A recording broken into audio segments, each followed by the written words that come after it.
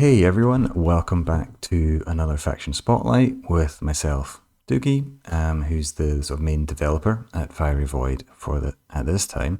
And with me today I have Wolfgang, who many of you will know from playing the game itself. You want to say hello? Hello. Hey. So, Wolfgang, we are going to be talking about the Built Alliance today, which I think is one of your sort of favorite factions. So, why about we just get straight into it? Or, unless you want to tell us a bit about your own experience with Fiery Void first, maybe, actually. How did you find the game? How long have you been playing? That kind of stuff. I was playing Babylon 5 Wars. I think I started slightly before 2000 with the beginning of the second edition. Me and three friends played all the four major races, and we have continued doing so through all the supplements. We even were some playtesters for a few of the supplements. Oh, I didn't know that. I'm for Raiders, Pirates, and Privateers 2, and I think the War of Centauri Republic, stuff like that, in the late supplements. I actually don't know how I got to Fury Void anymore. I know it was right at the beginning So that, when yeah, I Eitel was going to say it himself must be a was very long programming time things. ago. Yeah. I didn't know you were a playtester, actually. Do you remember any specific bit of feedback you gave to AOG that made it into the game? Ooh. We had some feedback regarding point costs for several of the old Centauri Republic units. Some were simply too expensive. Hmm. And we did some stuff on the Raiders, Pirates, and Privateers regarding missing systems, weird weapon arcs, stuff like that. It's and I'm laughing because the War of the Centauri Republic Centauri. It's not like they ended up really strong in the sort of final version of them, so they must have been very overpointed initially. Then, right. That's really interesting. But let's go to the faction that we're here to talk about today, which I mentioned was the Built Alliance. Do you want to tell us a bit about them? Just what is their lore? How do they fit into the sort of Babylon 5 Wars universe? Yeah, the Belt Alliance is pretty interesting because it isn't a race in comparison to all the other factions we have. Um, Somewhere around 2100, Earth colonized Mars. And with that, the Belt Alliance, not in this name, but people who travel to the belt, mined the asteroids, and things like that, uh, came into being. Mm-hmm. In fact, it reminds a bit of the Expanse with Earth, Mars, and the Belters as three separate factions. Although this supplement came out many years before the Expanse. Yeah. Um, Worth mentioning that this is not this shares many similarities with the Expanse lore, but it is not based on the Expanse lore as it was written long before. yeah, and the miners in the belts had the problem that resources were actually pretty scarce, apart from a few of the bigger asteroids.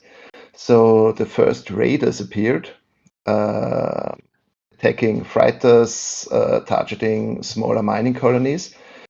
So several parts of the Belter factions combined to the Belt Alliance, trying to defend themselves. Mm-hmm. That didn't work out very well. So that was, in fact, the birth hour of the Earth Alliance military fleet. Oh, okay. Um, Yeah. the Earth Alliance military fleet came into being to fight the raiders in the solar system. And after the Centauri appeared and they found out how jump gates work, the Belt Alliance restructured a bit and started working as colony protectors and for convoys. Mm-hmm. So even though they started in the solar system, they are now mostly in the outer colonies of Earth, in protecting those colonies and convoys moving from there to Earth and back.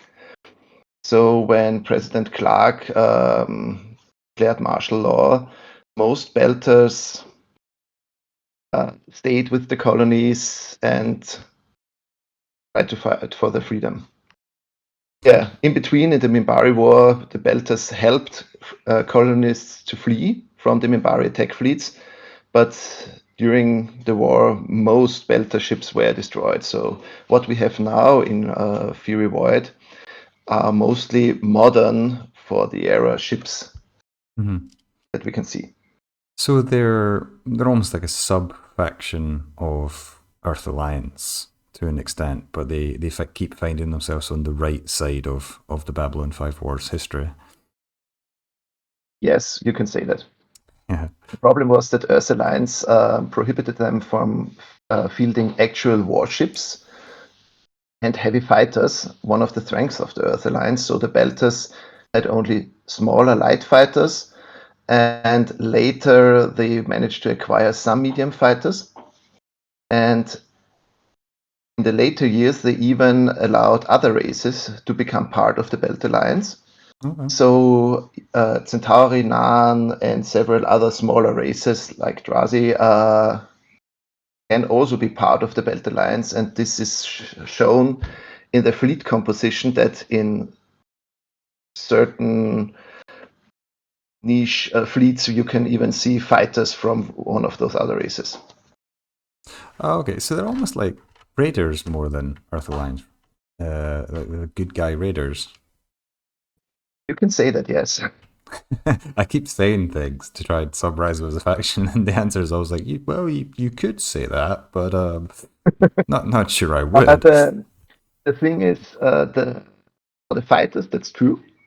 For the Hmm. ships, it isn't because the ship list of the Belt Alliance is pretty small compared to all the different fighter modifications we have Mhm. for the Raiders.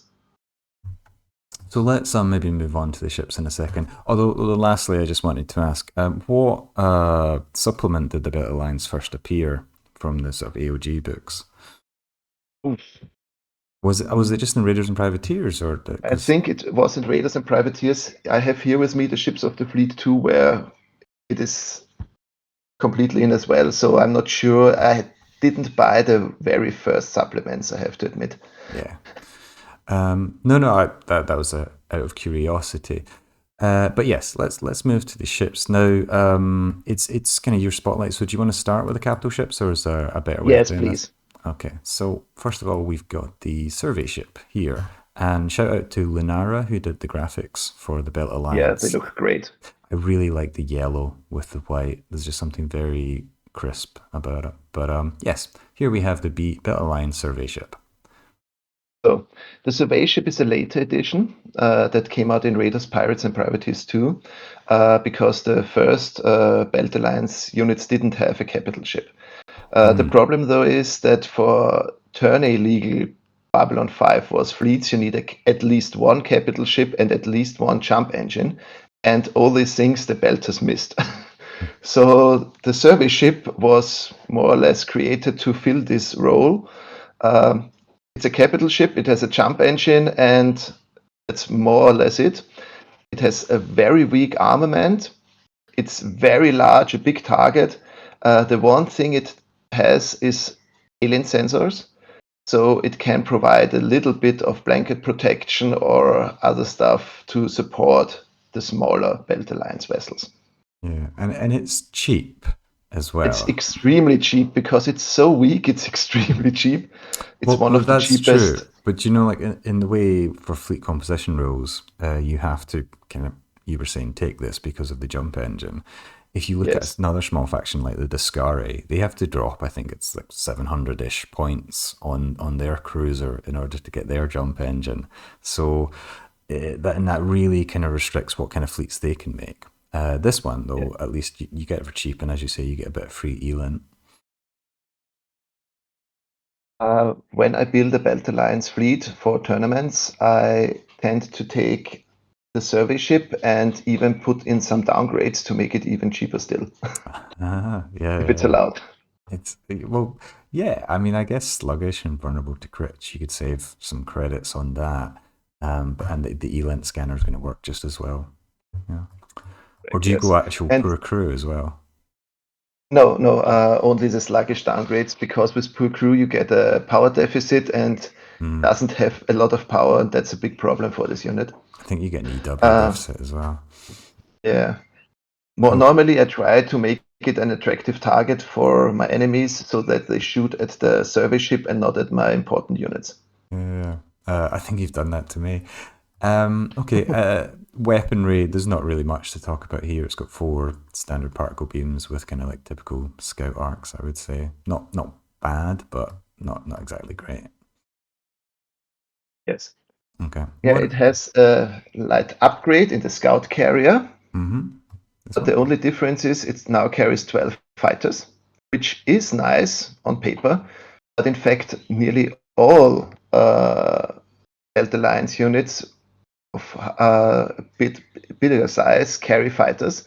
And due to the rules that you need to fill at least half your hangars, the scout carrier is in fact a ship I never take Hmm. because I always have enough carrying capacity.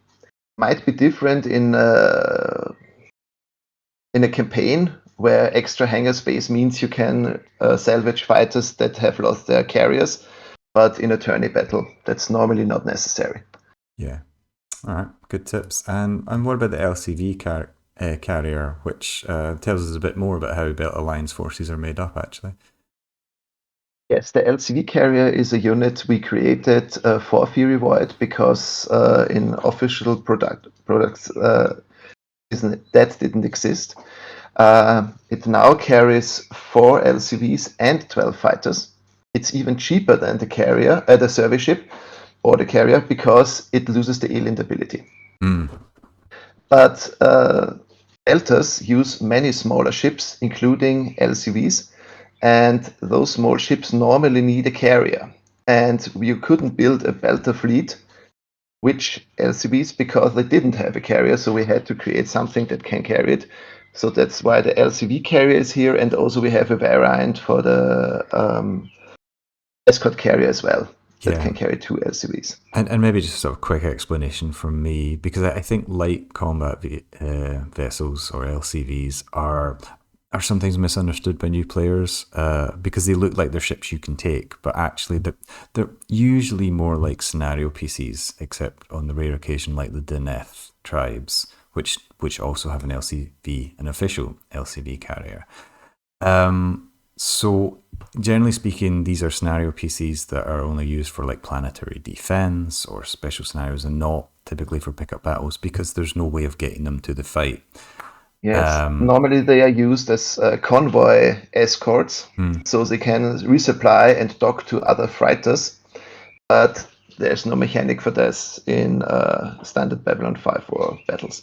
Yeah, and that's a shame because especially for these smaller factions, LCVs might be like a really critical part of your fleet. So essentially, this is the problem that you sought to address with the unofficial LCV carrier. It's just kind of, I assume, Correct. expanded greatly the kind of mix of fleets you can field for the Belt Alliance. Yes, it opened up many doors. Yeah, Previously, we sometimes had special rules that Belters could take up to 4 LCVs or 3, something like that, but now we have something to make it more official. yeah, cool. Great. Shall we move on to where some of your real firepower lies? So I've got the heavy gunboat here. Yeah, the heavy gunboat is the best ship the Belters can field.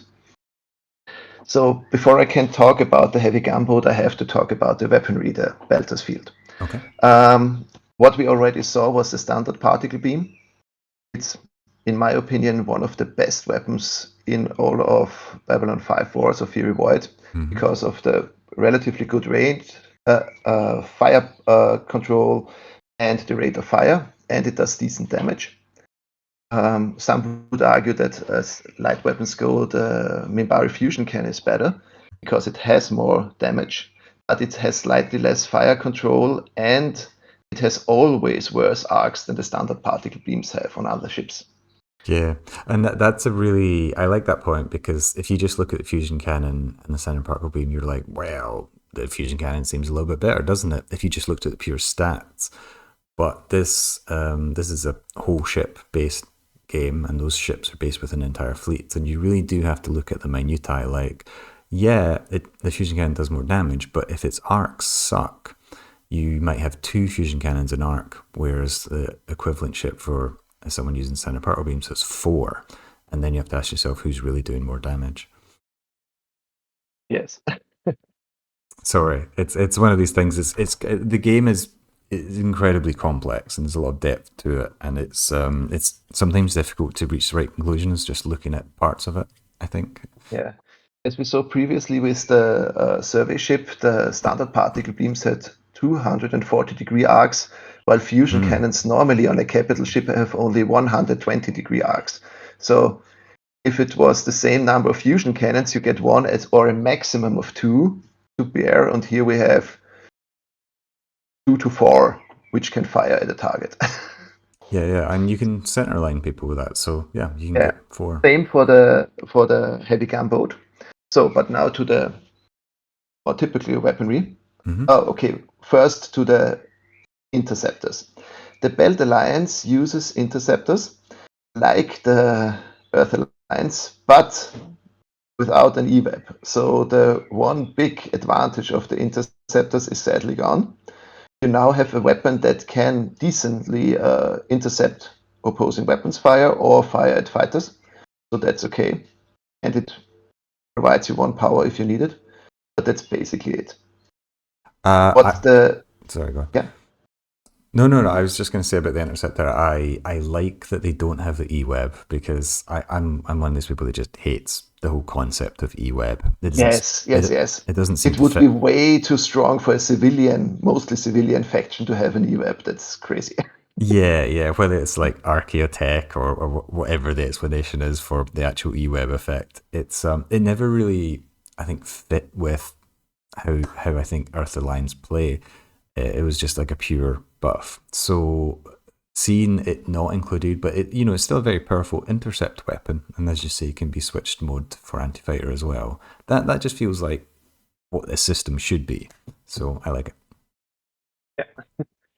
Good. So the weapons that are unique for the Belt Alliance are the blast cannons. Mm-hmm. Blast cannons come in three sizes: small, medium, and large. Uh, Sadly, the only unit with a large or heavy blast cannon is the heavy gunboat, mm-hmm. and it's an incredible weapon. So meta But weapons have Wolfgang, how can it be yeah. incredible? It only does 8 damage. So how do meta weapons work? Meta weapons ignore armor completely. So it doesn't matter if you hit a heavily armored structure with armor 6 or a light particle beam with armor 1, this weapon always does 8 damage. But on the downside, it has no overkill. So for the structure, it does 8 damage. For the light particle beam, it destroys it completely with its 2 damage point, but all overkill is lost. Yeah. And that's the big downside of meta weapons, because all other meta weapons in the game deal extremely large chunks of damage, like a railgun with roughly 20 points of damage per hit, or a meta cannon with roughly 12 to 13 points of damage per hit. Mm-hmm. And overkill is lost a lot. Unless you get very lucky, you get a primary hit and take out the opponent's reactor or something like that. Mm-hmm. The blast cannons deal damage far more reliable, and they have a faster rate of fire or longer range, depending on how you look at it, because railguns meta cannons are reduced by 2.5 per hex percent chance, while the heavy blast cannon has a better range and also fires every 3 turns, which is pretty fast for a heavy weapon. Yeah. Sadly, the heavy gunboat is the only ship using the heavy blast cannon, and since it's a limited ship, it has, I think, 33% limited. You can field in most fleets only one or two. Why only one? Because you have to take the survey ship or one of its variants, which is limited as well, and those are added up. So in a standard tourney fleet of 3,500 points, those two together are already at the threshold of how much you can use in this battle. Mm-hmm. So while it's a great ship, you are normally limited to one. So one heavy, incredible weapon is very nice, but the impact is pretty low, sadly. Yeah. You mentioned this can take fighters. Now, someone looking at the SCS might not necessarily see that because we just had a big hangar update, and I'll get to that in a second. But we can see like how do the fighters work with us here? Good. Like the Raiders, the Belters have external rails where fighters can dock and launch from. Hmm. And the heavy gunboat and the carrier as well have those rails. So these are not internal hangars, but external ones where they can launch faster. But they are also vulnerable to weapons fire. Hmm. So yeah, that's a bit what you have to consider. And what's a bigger problem is, because you mentioned the hangar operations, reloading fighters with missiles or stuff like that is not easily done with external rails. No, it's not, and let me tell you, it's not easily done in coding terms either, because it's just the circumstance of when we're recording this. But like hangar operations, so docking, launching, just made it into the game this week actually, but fighter rails, as you described, aren't in yet. What I can say though is making really good progress on that. So you will probably see actual fighter rails on the Delta lines probably in the next week or so.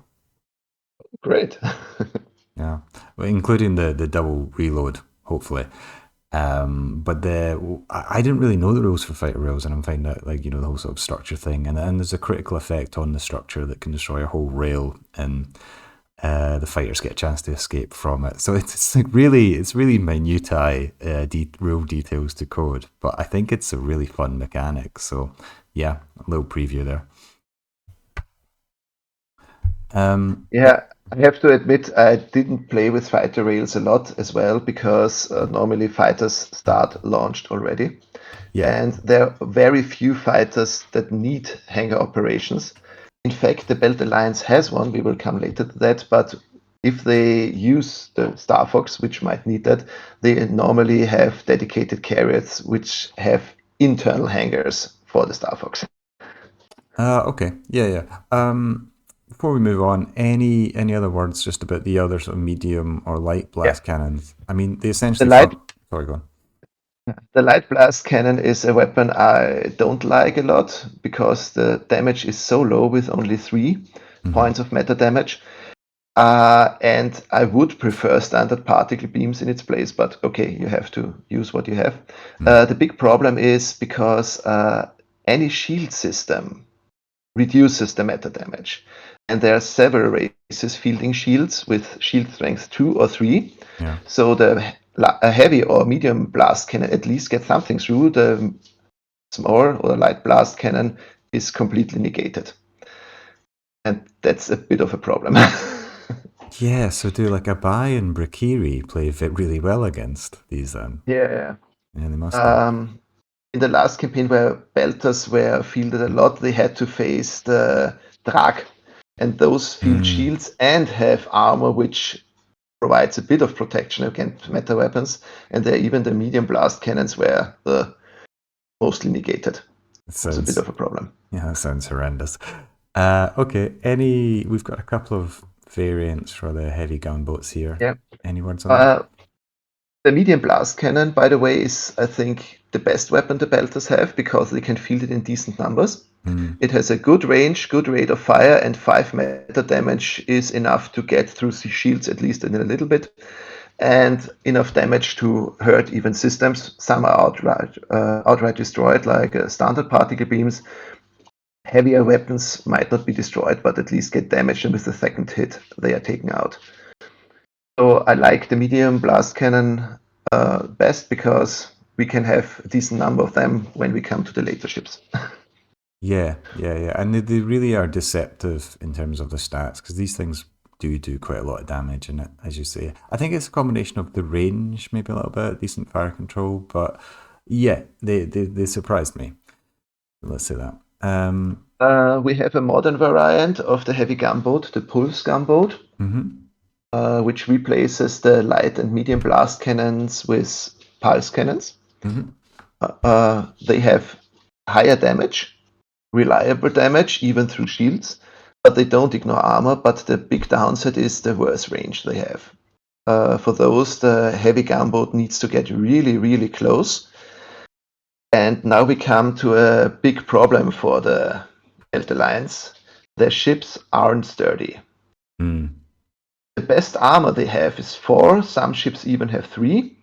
I think only one ship has armor 5, and that's the light gunboat, which is a bit crazy. Yeah. Compact, I guess. Uh, yeah. And they have some glaring weaknesses, like the heavy gunboat, it has its engine on the outside. Mm. So if anything manages to get behind the heavy gunboat, it's in danger of losing its whole maneuverability and moving straight on for the remainder of the game till it leaves the map. Yeah. So getting very close with the heavy gunboat is something you normally would like to avoid. Perfect range for it would be around 5 to 10 hexes away from the enemy. So you can position yourself, you have decent hit chances, but the short range weapons from your enemy, like twin arrays or stuff like that, won't hit you very well. Yeah. Do you ever use this pulse variant? I have to admit, I never used it. I prefer the blast cannon so much Yeah. that I never used the modern variant. It doesn't look worth it to me to pay a little bit extra for. I mean, in theory, the medium pulse damage does more damage, but the range penalty sucks. And if typical armor is 4 or 5, and you have to deduct that from the damage of 10, you're probably not doing that much more than the longer ranged medium blast cannon, right? Yeah, that's right. Yeah. Okay. Fair enough. And anything about the early version? Yeah, it's like this standard, no, only that the interceptor prototype has only intercept rating of -10 instead of Ah, okay. -15%, so no big change. Yeah. So it's like What 10. I prefer to do when I field HCVs is also heavy combat vessels, is to target my opponents at long range, Mhm. and when they target my ship, I tend to turn it away so they hit my aft, like for a Deimos warship, because all the weapons are in the front. That is something the heavy gunboat simply can't do because I risk moving away without an engine for the Yeah. remainder of the game. So you have to face your opponents with the front, so you will pretty soon lose your heavy guns, Yeah. sadly. Yeah. It's not worth the risk generally. I also noticed the sensors are quite good. It's 7 for an Yes, HCV. That must be the nice. sensors of the belters are pretty good. In fact, they are as good as standard Earth Alliance sensors, which Hmm. is pretty amazing. I bought them in the And same their shop. profile is fairly small, I have to say, so they aren't that easy to hit at long range, at least. No, I think that was my experience too. Quite maneuverable as well. Yes, they are. Cool. At least the heavy gunboats. The second heavy combat vessel, the Belter's Field, the escort carrier, Mm-hmm. is very small as well, pretty low profile, has a bit worse sensors, but it's far more sturdier than the heavy gunboat, and it doesn't have the engine on the outside. So that's a big plus, in my opinion. Are these uh, restricted at all? no, these aren't restricted as any way at all. The only restriction is you have to field several fighters for each carrier, so that will limit the number of ships you can take. Yeah. Yeah. So is this more like your sort of belt and braces ship? Like you're going to take one gunboat, but this is maybe you take 2 of these? I'll take as many as I can, but normally that's limited in smaller fleets to 2 years. Okay. They have 2 medium blast cannons, which is great. For standard particle beams, also good. And they are the sturdiest ships the belters can field. And with those, I can use the trick of showing my aft. If I get targeted, I lose at most a few light guns, but my heavier weapons, my blast cannons, are protected. Yeah. Good arcs. I have made the mistake actually of thinking, not realizing how low the profile is on these ships and trying to, I don't know, just delete a couple of them on like the first couple of turns. And it's a lot harder than it looks or it's a lot harder than it is against a lot of minor factions. Yes, in this case, surely. Only thing with the carrier is it maneuvers like an Earth Alliance ship and like an Earth Alliance capital again, ship. again, that seems to be the standard that people use for maneuverability. Earth Alliance. I think that's the third video people have compared the faction to Earth Alliance. Don't know why. All Human. other ships maneuver like Centauri ships, I would say. Okay, okay. So it's not entirely human-centric comparisons No. we're going for. There's a few variants for the escort carrier, but they all essentially follow the same pattern. So you've got the earlier Yes. version. Only I want to mention the refit version with the pulse cannon. Mm-hmm.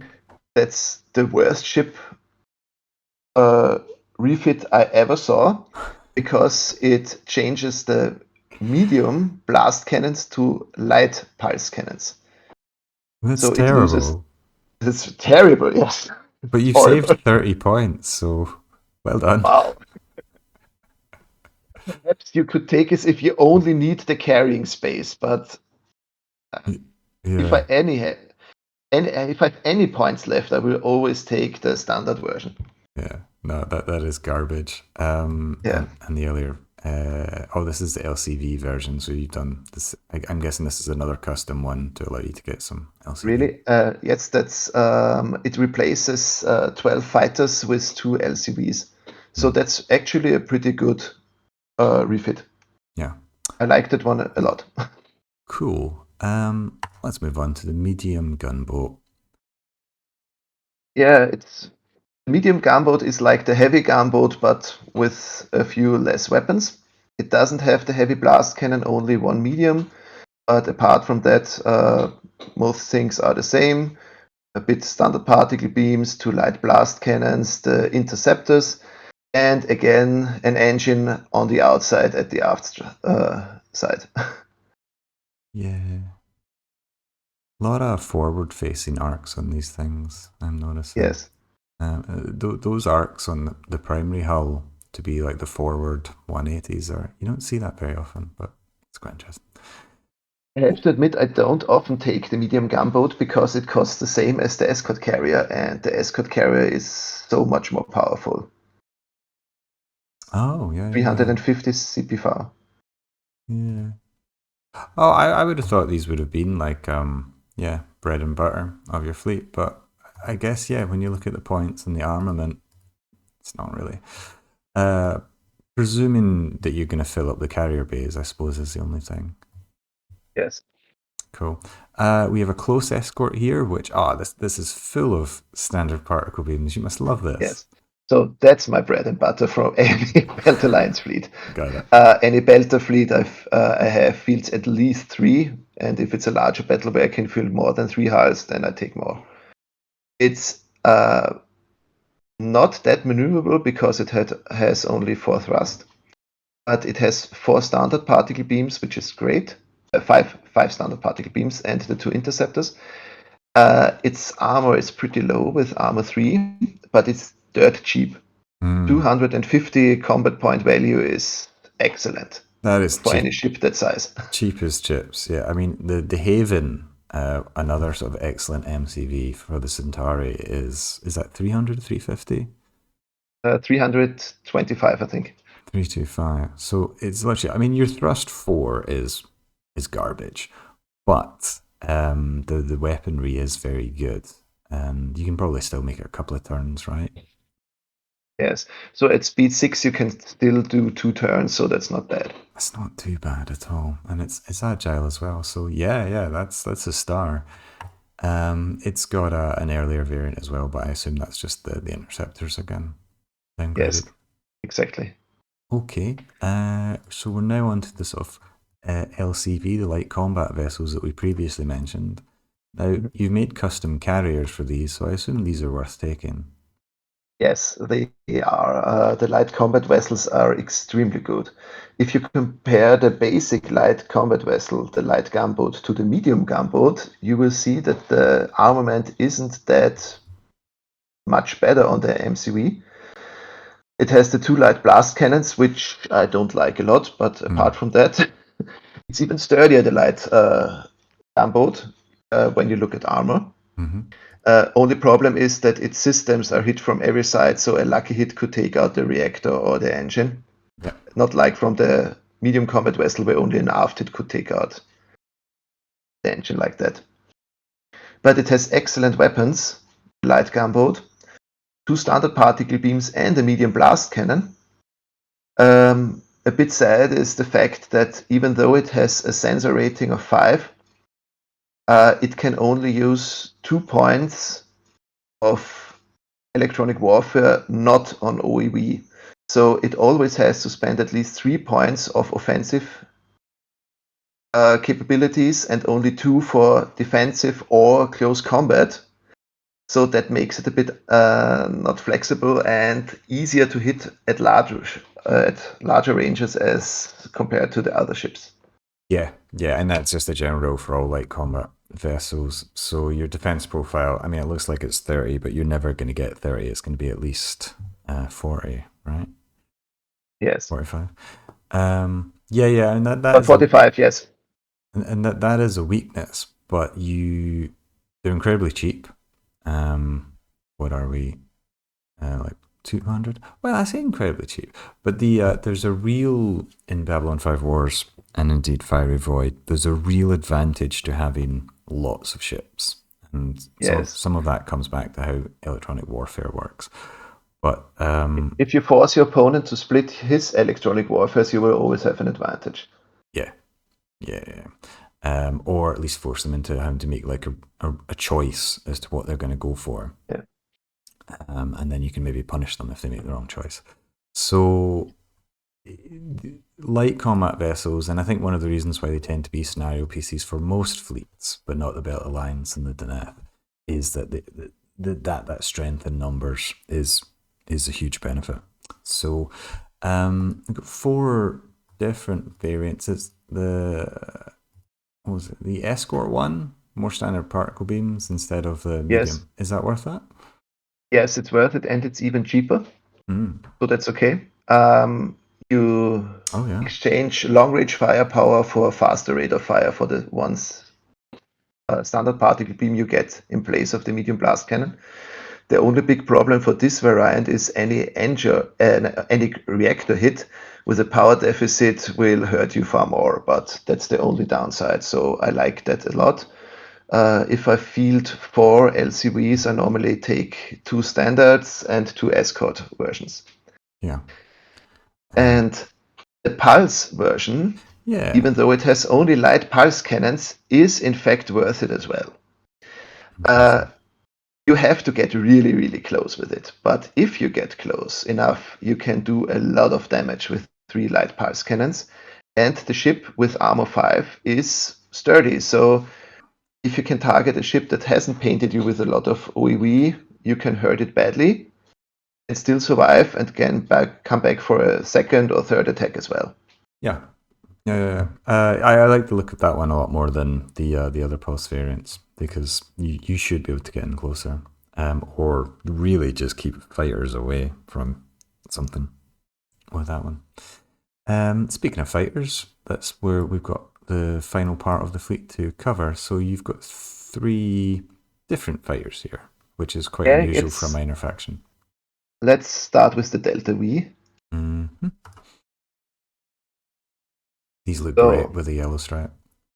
yeah, same model as the Raiders are using it, and it's, in my opinion, one of the best fighters in the game.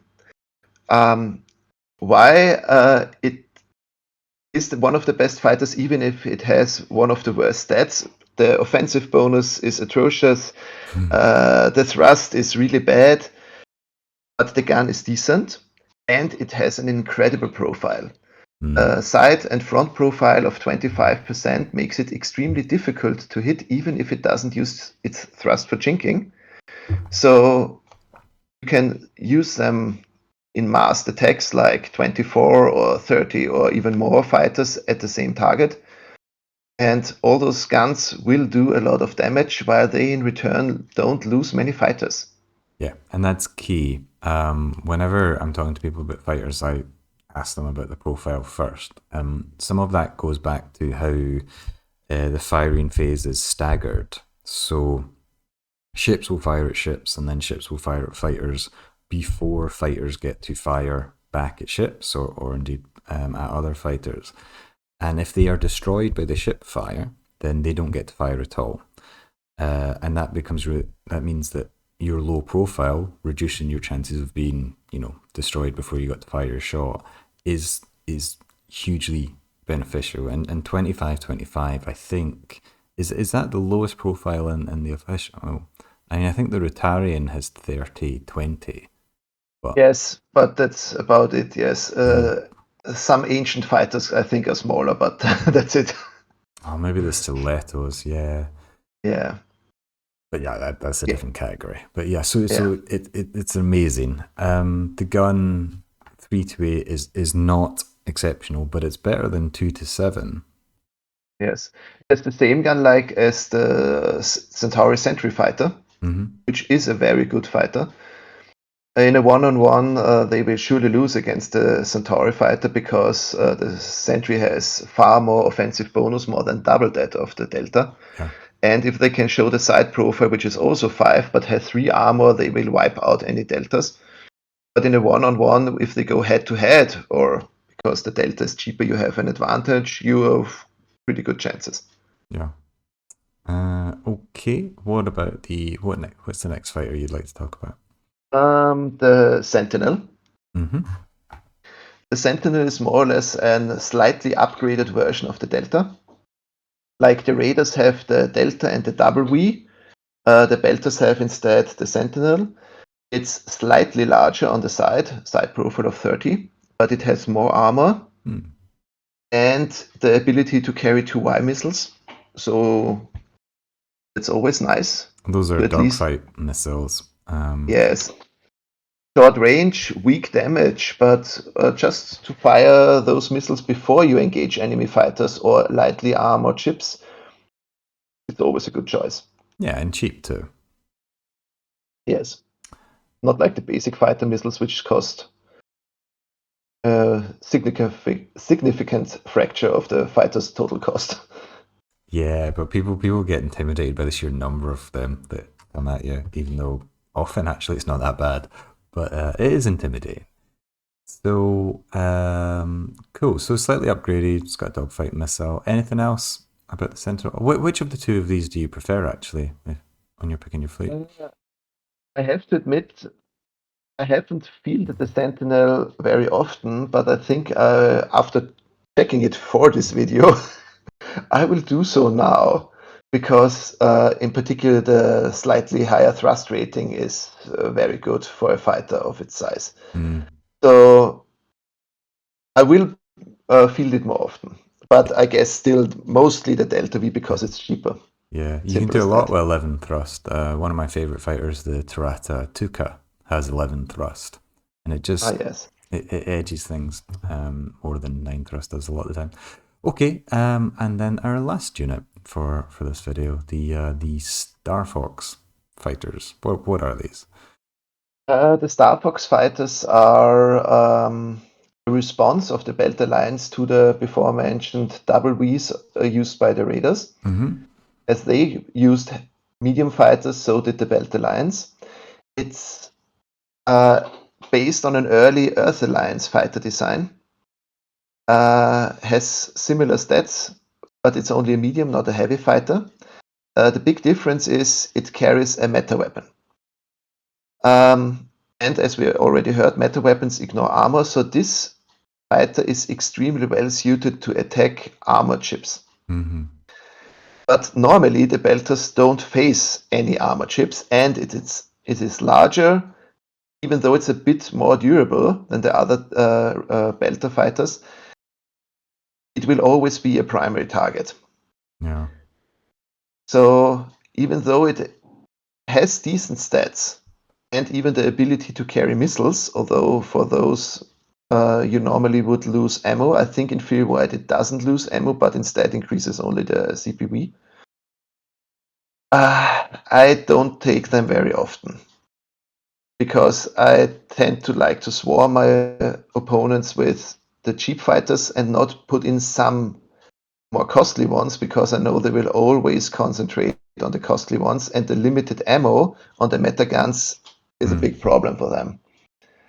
Yeah, so Of you course, get now that we six have the hangar rounds. operations, that would make it perhaps a bit more interesting, I have to say. Yeah, yeah. So for those that don't know, you can see ammunition there six. So the gun can fire six times before it runs out of ammo, and that before hangar operations that was a huge problem because once you ran out of ammo and ran out of missiles, the things just flew around and didn't really do anything except have combat points. So you could now dock them, you could now reload them. It's still quite slow. It's still like one ammunition per turn, but at least it's something. Yeah, that's a problem. And another thing, I can use my fighters in Fury Void to protect my ships from ballistic weapons. Yeah. The Star Fox can't do that. It's in its description that its meta gun isn't used for interception. It has no intercept rating. So I can't use it at all till I finally get to the enemy ships, while Oh. my Deltas and Sentinels can protect me from missiles, torpedoes, or stuff like that. Well, that's embarrassing because I can see intercept -10 on the tooltip right now. So should that not be there? Oh, no. All right, writing that one down for next patch. Okay, cool. Let's summarize them. So, if someone wanted to try out the Belt Alliance, I think you've given them a good idea of how you would build a fleet. But do you have any other sort of tips and tricks, or any other comments about just why you like this faction? If you want to build a fleet for the Belters, yeah, okay, you have to take one of the capital ships, but then you are more or less free to go what you want to do. You need fighters, that's a given. So either you take the scout carrier or a few escort carriers. You don't have to take the heavy gunboat if you don't want to, because it will always be a primary target, Hmm. which in itself can be valuable as well. If you know what your opponent will target all your other ships, know which they will use. But otherwise, any combination is decent for them, I think. And that's one of the great things, because their ships work well together. They all have the same range penalty for the standard particle beams and the light blast cannons. They have a few that fire a bit longer. And if you combine your fighters with your ships, letting the fighters attack with the cover of the ship's standard particle beams, you can do very decent damage and cover each other against any weakness you have. The big problem is if you face opponents that have uninterceptable weapons, because then your prototype or interceptors Mark Ones won't do much. Mm-hmm. Uh, I Uh, normally switch them to anti-fighter duty, so I have even more to engage enemy fighters. Till, of course, the fighters are gone, then I will switch back to defensive. Yeah, I'd really like to play a buy against these guys now, but personally, that's giving myself too much of an advantage with the shields. Um, Yeah, of course. but at least I know that now. Okay, thanks so much for your time, Wolfgang, and taking us through your Built Alliance. Really, I've learned a lot more about this faction. I've fought them a couple of times, and they seem stronger than I thought they would be. And now I know a lot more about why. Any other final comments before we wrap things up? I can't think of anything. You don't have to. It's just giving you the opportunity. All right. Well, Yeah, thanks again, and thanks to everyone listening to the video. Hope you've enjoyed it too. Bye bye. that's it. Thanks. Bye.